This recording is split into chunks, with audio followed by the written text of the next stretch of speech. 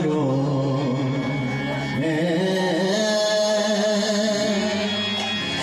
মরো মেলা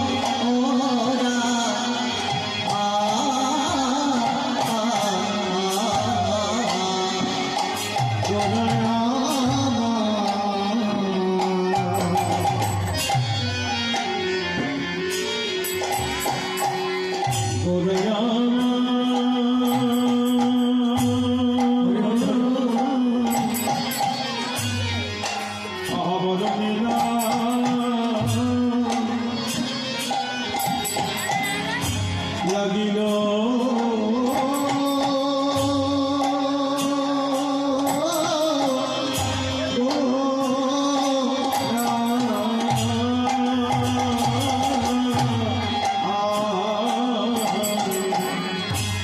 হরি হরি মোর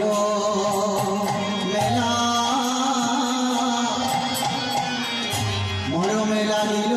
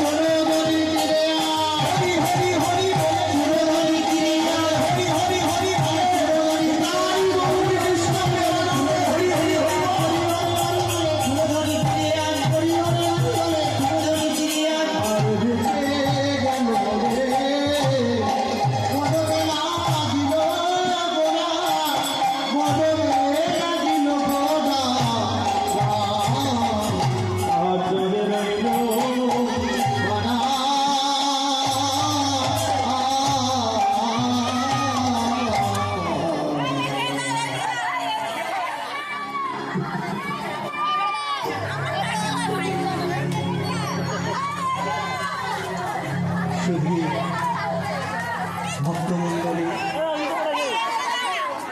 ও আমার আত্মাশক্তি ভক্তিমতী জননী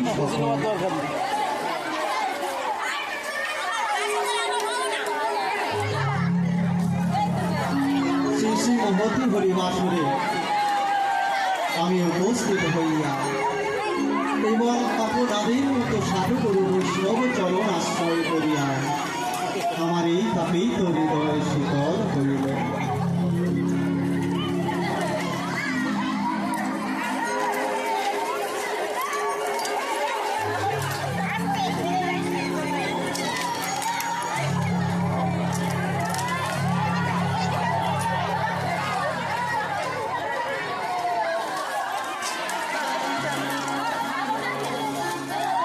উপস্থিত সমস্ত কৃষ্ণ অনুরাগীদের চরণে জানাই সহস্র কোটি প্রণাম ও বন্দনা। দূর সুদূরে বসে যে সমস্ত ভক্তরা আমার অনাদি আদি গোবিন্দে এই মধুর নাম আস্বাদন করছে এবং করার জন্য প্রস্তুতি নিয়েছে, সেই সমস্ত ভক্তদের চরণে জানাই সহস্র কোটি প্রণাম ও দণ্ডবত। তবে বাবা, আজ এই গভীর রজনীতে আমি এসেছি বহুদূর সেই সুদূর দক্ষিণ 24 পরগনা ক্যানিং থেকে আমি এসেছি। সত্যি আজ এখানে এসে এই মহতী হরিবাসরে উপস্থিত হয়ে আজ আমি বড় আনন্দিত।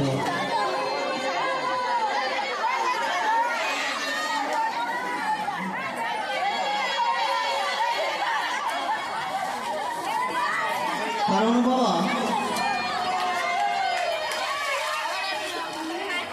এই গভীর রজনীতে আপনারা সবাই এসেছেন আমার গোবিন্দের লীলা রস আস্বাদন করার জন্য। তবে আমি এসেছি আপনাদের মাঝে উপস্থিত হয়ে আমরা সবাই মিলে সেই অনাদি আদি গোবিন্দের মধুর লীলা আস্বাদন করিব। তবে বাবা, সেই লীলা শ্রবণ ও আস্বাদনের মধ্য দিয়ে যদি কোনো ভুল ত্রুটি করে থাকে, নিজ সন্তান মনে করে এই অধম কীর্তনিয়া সাগর সর্দারকে ক্ষমা করে দেবে। তার সাথে সাথে যদি আমার এই পুত্র সম্পদয় কোনো অপরাধ করে থাকে, নিজ সন্তান মনে করে আপনাদের আতুল চরণে আশ্রয় দেবে।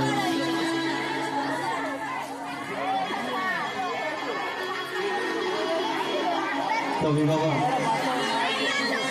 এই জগৎ সংসারে আমরা সবাই এসেছি শুধুমাত্র গোবিন্দের সাধন ভজন করার জন্য,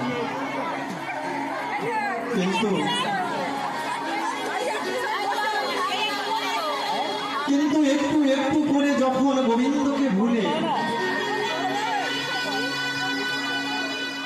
এই জগতের মায়া, সংসারের মায়ার মধ্যে নিজেকে বেঁধে ফেলেছে, অনাদি আদি গোবিন্দ তিনি গোলক বৈকুণ্ঠে বসে তিনি মনে মনে চিন্তা করছেন,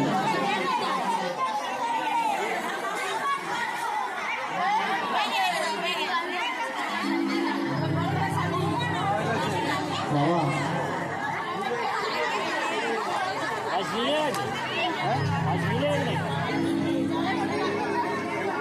বাবা যাই হোক, লুট হয়ে গেছে, যার যার পাওনা পেয়ে গেছে, একটু শান্ত হয়ে বসুন।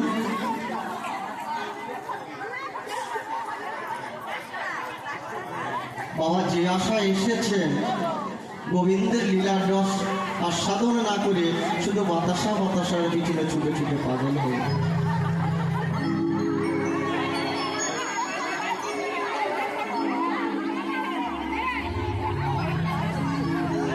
মায়েরা একটু শান্ত হয়ে যদি না বসেন তাহলে আমার গান গাইতে অসুবিধা হয়।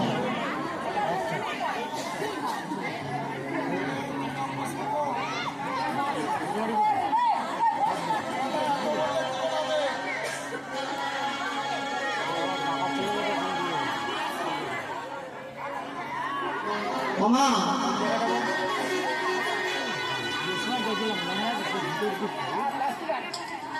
আচ্ছা, দেখি বাতাসাতে অনেক পেয়েছে, একবার গোবিন্দের নামে ওই বাতাসার নামে নিতাই গৌর হরি হরি হরি।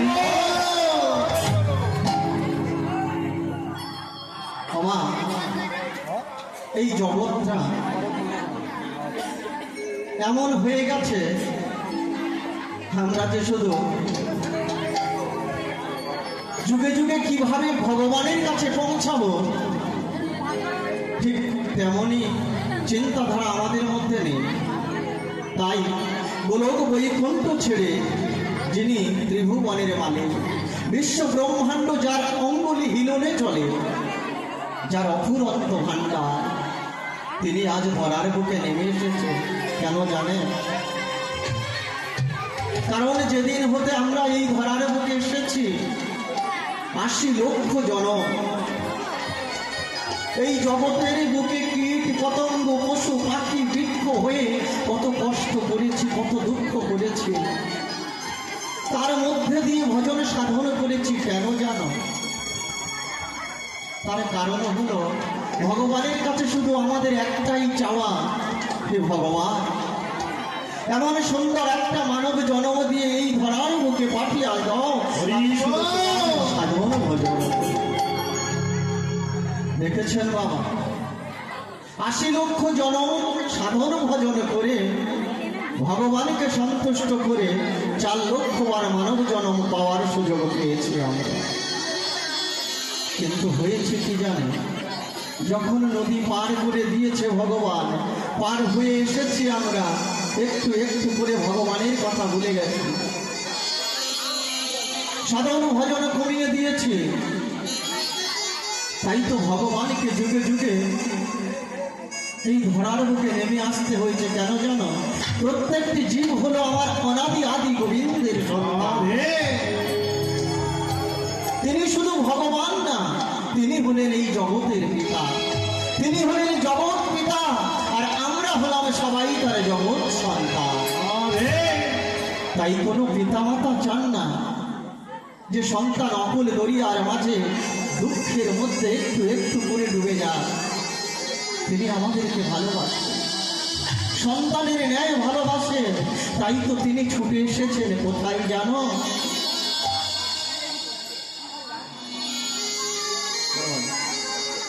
আমার গৌরেল হরে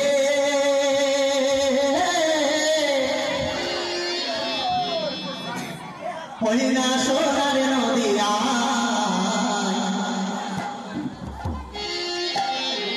আরে শঙ্কের ধ্বনি ওলোর ধ্বনি শব্দ শোনা যায় আমার গৌরেল হরে।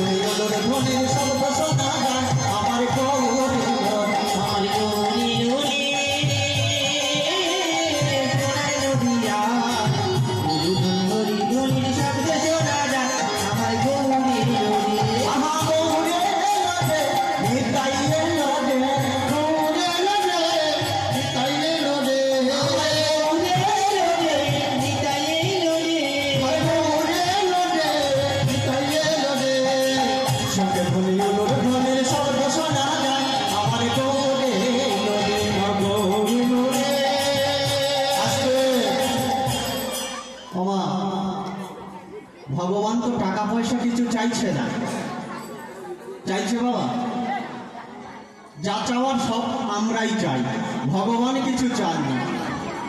আজ যে এই বাবু সবাই মিলে, এই গ্রামীণ সবাই মিলে কত অর্থ দিয়ে এত সুন্দর মহতি হরিবাসর করেছে, কেন জানেন? কেন বলেন তো? এই গ্রামের মঙ্গলের জন্য। কারণ শাস্ত্রে বলেছেন স্বর্গ আদি লাভের তরে ধর্ম অনুষ্ঠান, তার চেয়ে শ্রেষ্ঠ হলো হরি গুণগান। স্বার্থ শূন্য হরি ভক্তি শ্রেষ্ঠ সবাকার, আর জীবের পরম ধর্ম হলো এই সংসার মাঝা। দান ধ্যান যার যোগ্য তপস্যা ধর্ম, একমাত্র নারায়ণ সেবায় চরণ। বাসুদেব ভিনে আর অন্য নাহে গতি, বুঝিয়া করো হে কার্য যতে কসমতি।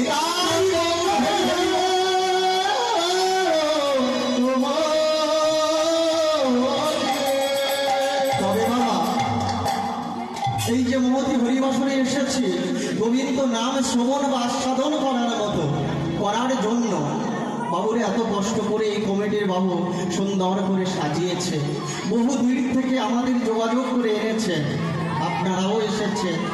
সংসারের কত কাজ, ঘুম বন্ধ করে কত দুঃখ নিয়ে কত কষ্ট করে বসে আছেন এই রাত্রিবেলা। তবে বাবা, যদি সঙ্গে করে কিছু না নিয়ে যান তাহলে বৃথা বসে থাকা হবে। কারণ নাম শুনতে হলে ধ্যান জ্ঞান দিয়েই শুনতে হবে, তবেই তো ভক্তি জগাবে। আর এই ভক্তিতে একটু একটু করে হৃদয়ে জমবে কৃষ্ণ প্রেম। আর এই কৃষ্ণ প্রেমের কৃষ্ণ বীজ অঙ্কুরিত হবে, তবেই তো গৌরী কৃপা। আমার গৌরী লোরে সোনার নদী আয়, সঙ্গে ধরে মনের শব্দ শোনা যায়। আমার গৌরী লোরে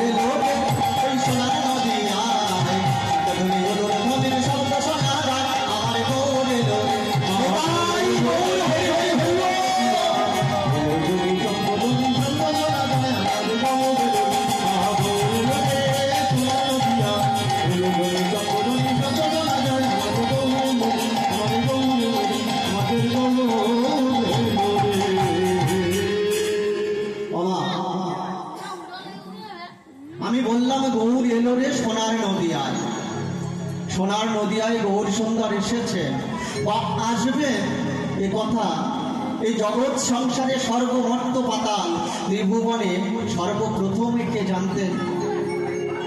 কে জানতেন বাবা? সনাতন ধর্মের শাস্ত্র পড়ে আমরা জেনেছি, কিন্তু শাস্ত্রের মধ্যে লেখা আছে সর্বপ্রথমে জেনেছিলেন একটি মেয়ে। সে কে জানো? সে হলো আমার বৃন্দাবনের ঈশ্বরী শ্রীমতী রাধা রানী। দ্বাপর যুগ যখন শেষ হয়েছে, ভগবানের লীলা সমাপ্ত হয়েছে, একটু একটু করে সমস্ত পৃথিবী জুড়ে অন্ধকার নেমে এসেছে, সমস্ত পৃথিবী জলমগ্ন। কিন্তু ভগবান তো যুগে যুগে কথা দিয়েছেন। কি কথা গো? কারণ তিনি ভক্ত রক্ষা করার জন্য এই ধরার বুকে নেমে আসবেন। তাই তো শ্রীমদ্ ভাগবতে তিনি লিখেছেন, যদা যদা হি ধর্মস্য গ্লানি ভবতু ভারত অভ্যর্থনা ধর্মস্য তদাত্মনাং সৃজানামঃ পরিত্রাণায় সাধুনাং বিনাশায়স্য দুষ্কৃতাং ধর্ম সংস্থাপনায় সম্ভাবামি যুগে সম্ভাবামি যুগে যুগে। বাবা, ভগবান যুগে যুগে নেমে এসেছে শুধু ভক্ত রক্ষা করার জন্য না, তার একটা কারণ আছে। সেই কারণটি হলো, ওই দ্বাপর যুগ যখন শেষ হয়েছে, পৃথিবী জলমগ্ন, আবার নতুন করে কলির সৃষ্টি। ভগবান আসবেন গৌর রূপে নদিয়ায়। কিন্তু ভগবানের প্রাণের ভক্ত হলো আমার রাধা রানী। আচ্ছা, মায়েরা যদি সামনে বসে কথা বলে, মা, গানের শত্রু হলো কথা আর গাছের শত্রু হলো লতা। বাবা, দুটি যদি এক জায়গায় হয় গান হয় না। আর যদি আপনারা কথা বলবেন বলেন তো আমি তাহলে বন্ধ করে দাঁড়িয়ে শুনি, কারণ আপনাদের কথা তো আমি শুনিনি, আমি অনেক দূরে ছিলাম, এসেছি, আপনারা একটু চুপচাপ বসবেন। তবে বাবা, ভগবান এসেছেন দাপরের শেষে শ্রীমতী রাধারানীকে কথা দেবেন। শ্রীমতী রাধারানীকে ত্যাগ করে তো আমার ভগবান আসতে পারে না এই ঘোর কলিযুগে। তাই তিনি কি করলেন, মনে মনে অনুভব করছে অন্তর্যামী ভগবান তো প্রিয় ভক্তকে অনুভবের মধ্য দিয়ে তিনি জানিয়ে দেবেন। কেমন ভাবে? সারা নিশি নৃত্য করেছেন, লীলা করেছেন ভগবান, এমন সময় ক্লান্ত শরীর, ঠিক বৃন্দাবনের পথ ধরে ভগবান আর আমার রাধারানী ধীরে ধীরে চলেছে। ভগবান মনে মনে চিন্তা করছে, তাই তো এই দাপরের শেষে যখন কলিযুগ সৃষ্টি হবে, কলিযুগে যখন আমি গৌর হয়ে যাব, রাধারানীকে তো সঙ্গে নিয়ে যেতে হবে। তবে রাধাকে জানাই কেমন করে যে রাধে আমি যাব একা, তুমিও যাবে একা। তবে জানো রাধে, ওই কলিযুগে গিয়ে দুজনার হবে দেখা। এই কথা আমার রাধারানীকে বলতে পারছে না। প্রাণে গোবিন্দ তখন কি করলেন, ধীরে ধীরে তিনি অনুভবের মধ্য দিয়ে ছলনা করতে লাগলেন। শ্রীমতী রাধারানী পথ চলতে চলতে একটু একটু করে প্রাণ গোবিন্দকে জড়ায় ধরে বললেন,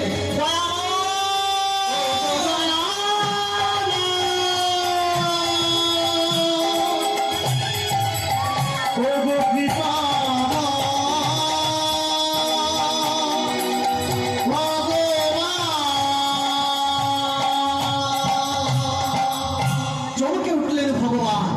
এ কি রাধে, রাধে তুমি পথ চলতে চলতে হঠাৎ আমাকে জড়াইয়ে ধরে দয়াময় দয়াময় বলে চিৎকার করছো, কি হয়েছে বলো রাধে, তোমার কি হয়েছে?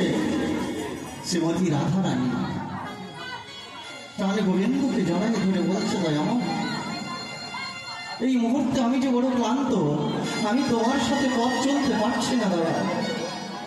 জানো আমি এই মুহূর্তে একটু বিশ্রামের প্রয়োজন আমার। এমন সময় সম্মুখে ছিল এক বৃক্ষ। শ্রীমতী রাধারানী বলছে, দয়া গোবিন্দ তুমি যদি এখানে বসো, আমি তোমার কোলে মাথা রেখে একটু শয়নে যেতে চাই। অন্তর্যামী ভগবান মনে মনে অনুভব করছে, তিনি বলছে, রাধে ও রাধে, এটাই তো আমি চেয়েছিলাম, এটাই তো আমি চেয়েছিলাম রাধে। বেশ, তুমি যখন বড় ক্লান্ত, তাহলে এই বৃক্ষতলে আমি বসলাম, তুমি আমার কোলে মাথা রেখে শয়নে যাও। শয়নে গেলেন শ্রীমতী রাধারানী। শয়নের মধ্য দিয়ে ভগবানের স্বপ্নে দর্শন করাচ্ছেন। তাকে জানিয়ে দিলেন, রাধে গো, আগত কলিযুগে আমি হব গৌর সুন্দর, আর কলিযুগে নদীয়ার বুকে গিয়ে তোমার সাথে মিলিত হব। কেন জানো? আমার ভক্তগণকে রক্ষা করার জন্য। অনুভব করছে প্রাণ গোবিন্দ। এমন সময় রাধারানী এমন স্বপ্ন দর্শন করে ভগবানকে আবার ভগবানকে আবার জড়িয়ে ধরেছে। প্রভু প্রভু প্রভু, এ কি কুস্বপ্ন দর্শন করলাম আমি বুঝতে পারছি না। আমি জানতে চাই, তুমি আমাকে বলে দাও।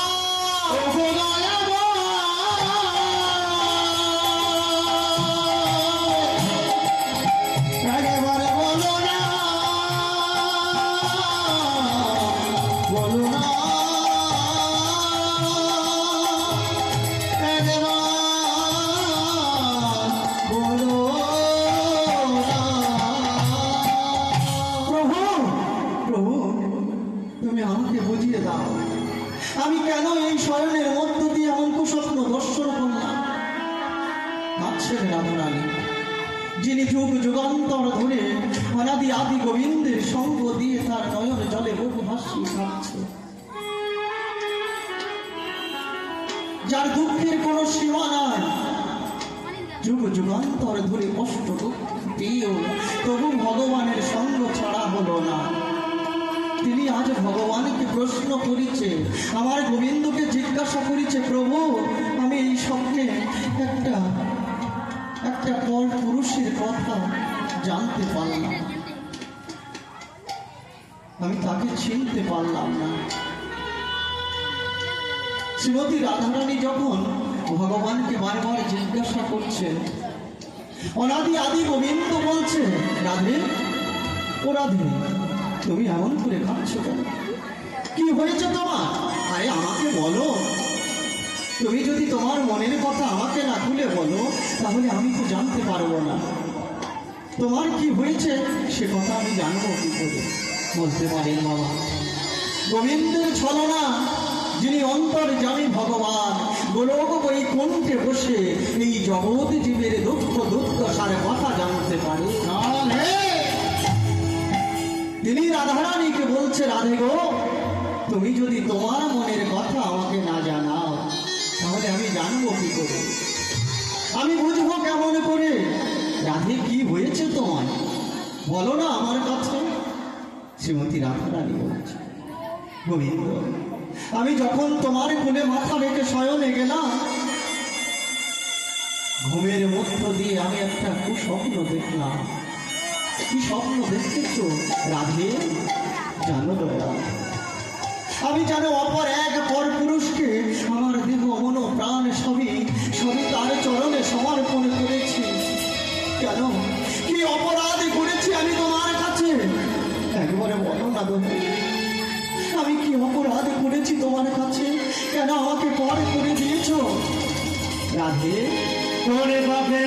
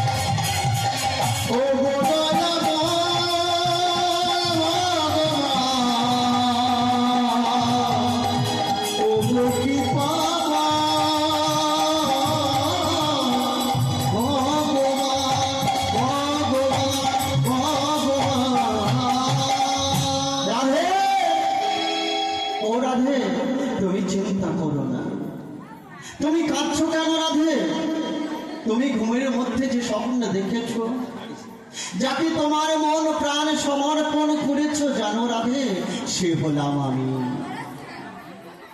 চমকে উঠলেন শ্রীমতী রাধারানী। প্রভু, কেমন করে তুমি আমাকে বুঝিয়ে দাও, আমি তোমার কাছে জানতে চাই, তুমি আমাকে একটু বুঝিয়ে দাও না। অন্তর্যামী ভগবান ধীরে ধীরে আমার রাধা রানীকে বলছে, জানো রাধে,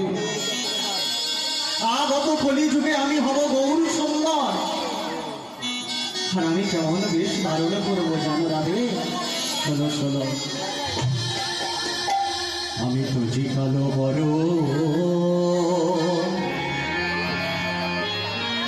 করিব ধার, করিব ধার।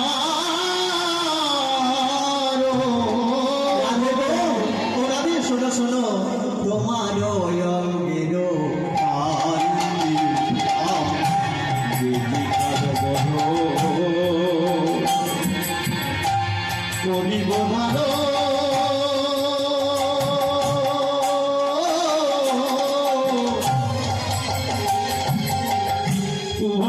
অঙ্গের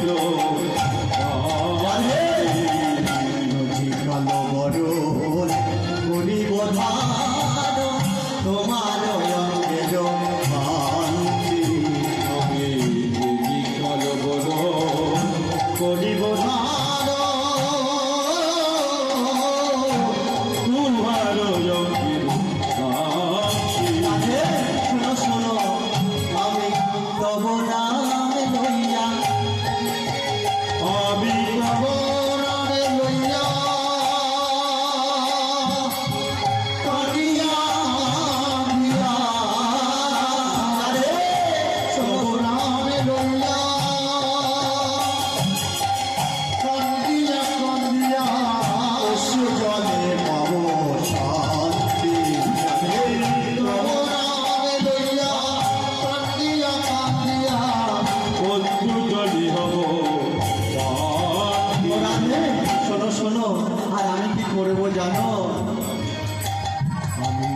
নদিয়ার পথে কেঁদে বেড়াবো, নদিয়ার পথে কেঁদে বেড়াবো, নদিয়ার পথে কেঁদে বেড়াবো, নদিয়ার পথে কেঁদে বেড়াবো।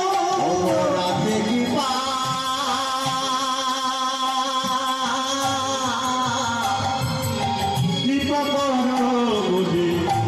নদিয়ার পথে কেঁদে বেড়াবো, আমি জয় রাধে শ্রী রাধে বলে নদিয়ার পথে কেঁদে বেড়াবো। রাধে কৃপা করো, আর নদিয়ার পথে কেঁদে বেড়াবো, দিনের দাঁড়িয়ে দাঁড়িয়ে নদিয়ার পথে কেঁদে বেড়াবো। রাধে কৃপা বলে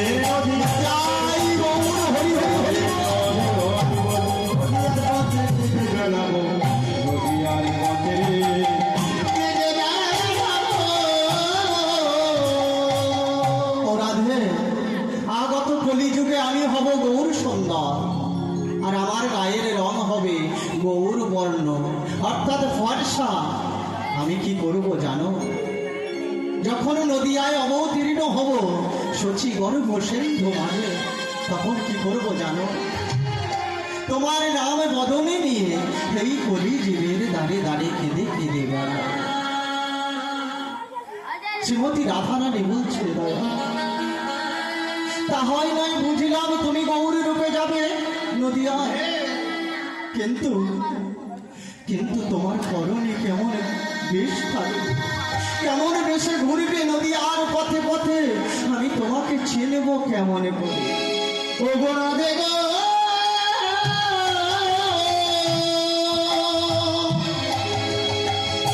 ও গো দয়া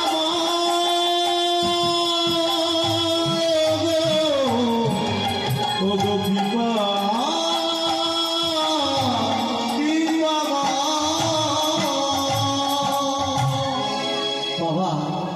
রাধারানী যখন প্রশ্ন করলেন আমি তোমাকে চিনব কেমন করে, তুমি কেমন বেশে সে নদীয়ার পথে ঘুরে বেড়াবে।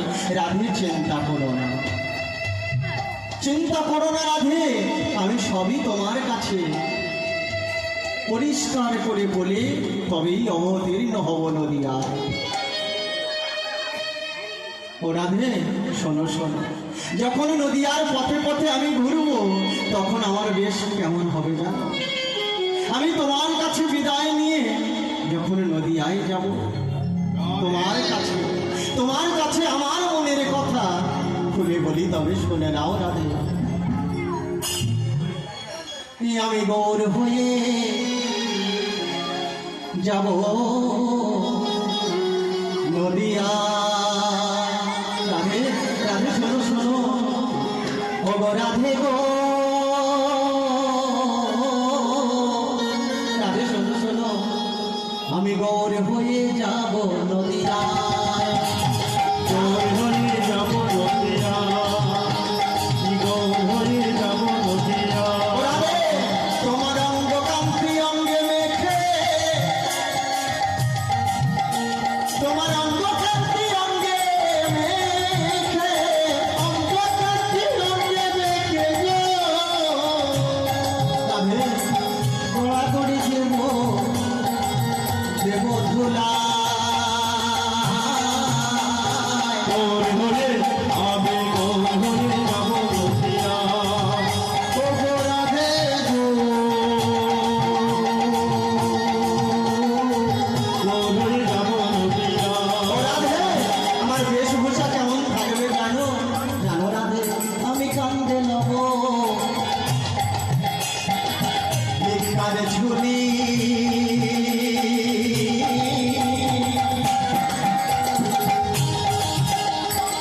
রাধে শোনো শোনো,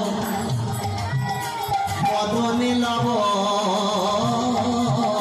মধুর নামের বলি। ও গো রাধে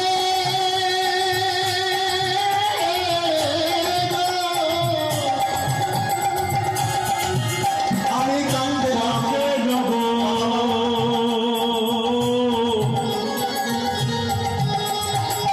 ভিক্ষার ঝুলি,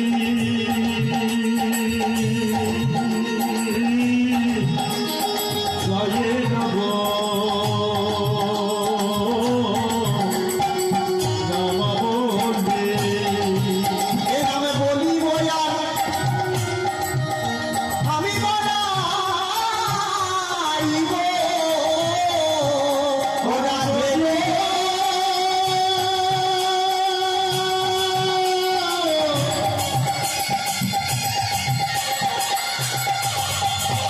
ও গো রাধে,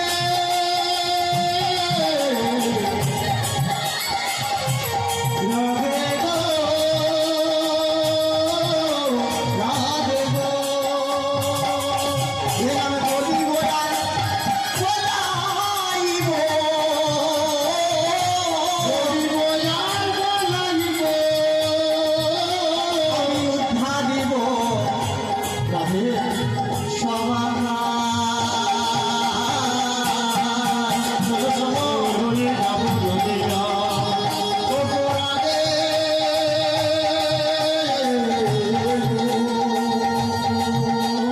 গৌর হয়ে যাব নদিয়া, আমি গৌর হয়ে যাব নদিয়া। নামে বলিব আর আমি বলাইব, ও রাধে বলিব বলাইব, আমি উদ্ধারিব সবার। গৌর হয়ে যাব নদিয়া। ও গো রাধে গো, গৌর হয়ে যাব নদিয়া, আমি গৌর হয়ে যাব নদিয়া। বিদায় হরি হরি হরি।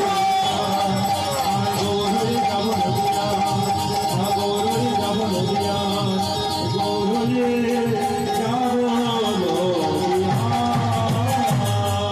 বাবা, সেই দাপর যুগে ভগবান শ্রীকৃষ্ণ আমার রাধা রানীকে কথা দিলেন, রাধে আগত কলি যুগে আমি হব গৌর সুন্দর, আমি কান্ধে ভিক্ষার ঝুলি নিয়ে নদী আর পথে পথে এই মধুর নাম বদলে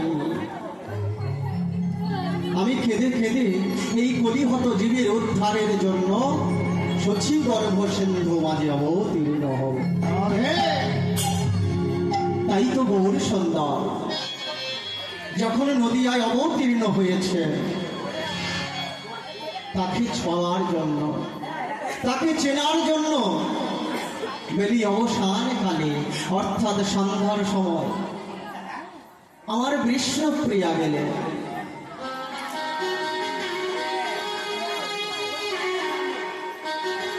আমার বিষ্ণুপ্রিয়া গেলেন কোথায়? সুরধনী গঙ্গার তীরে। আর গৌর সুন্দর কি করলেন? ওই সুরধনী গঙ্গার তীরে উপস্থিত হয়েছে। আর সেই গৌর রূপে নয়ন দিয়ে আমার বিষ্ণুপ্রিয়াকে বললেন, প্রিয় সখী কাঞ্চনাকে ডেকে বলছে, কাঞ্চনা রে, ওরে কাঞ্চনা রে, ওরে কাঞ্চনা রে,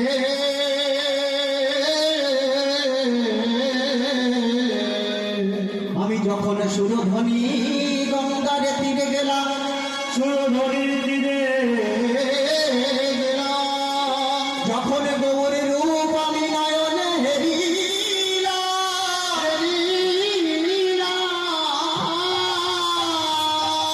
সেই রূপ ছেড়ে ওরে ওরে কাঞ্চনা, সেই রূপ দর্শন করে আমি কিছুতেই ভুলতে পারছি না সেই রূপের কথা।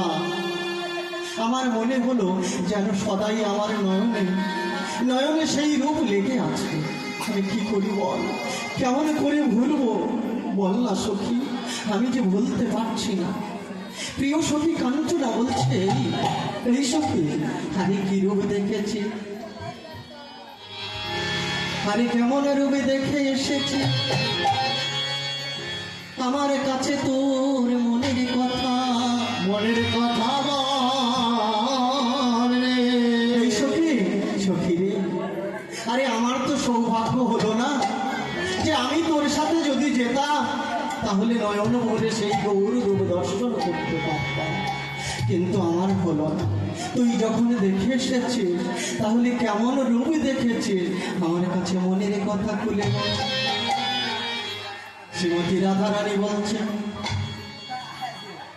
আমার গৌরাঙ্গ রূপের নদী আমি ও কথা, গৌরাঙ্গ রূপের নদী আমি আমার গৌরাঙ্গ রূপের নদী আমি ও কথা, ওরে সখী রে,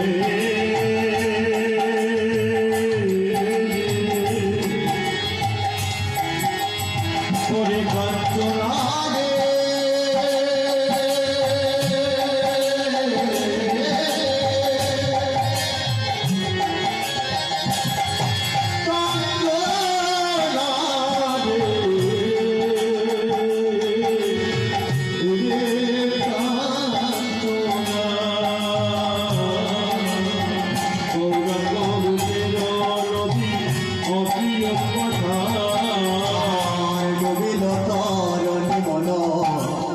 জানে সাতা ডুবিল তো ডুবি হলো চোখে ডুবিল তরণী মন জানে সাতা, আর ডুবিল তরণী মন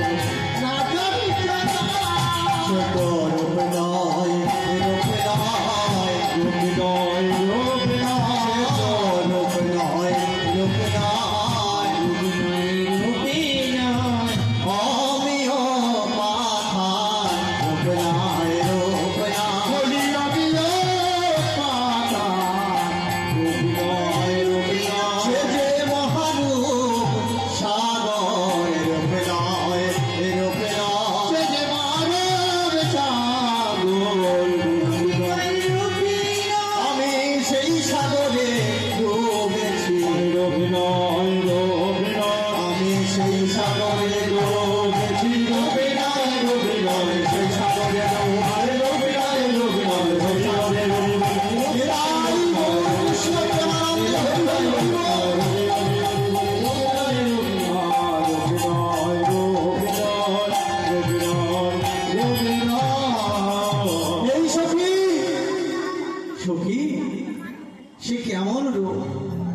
কেমন রূপ দেখেছিস তুই আমার কাছে বল না রে। ওরে আমার তো সৌভাগ্য হলো না, তুই যদি মনের কথা আমার কাছে খুলে বলিস তাহলে হয়তো একদিন না একদিন আমি ওই গৌর রূপে নয়ন দিতে পারবো।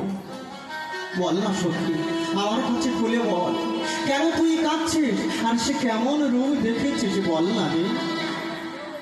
আমার বিষ্ণুপ্রিয়া ধীরে ধীরে প্রিয় সখী কাঞ্চনার কাছে মনের কথা খুলে বলছে।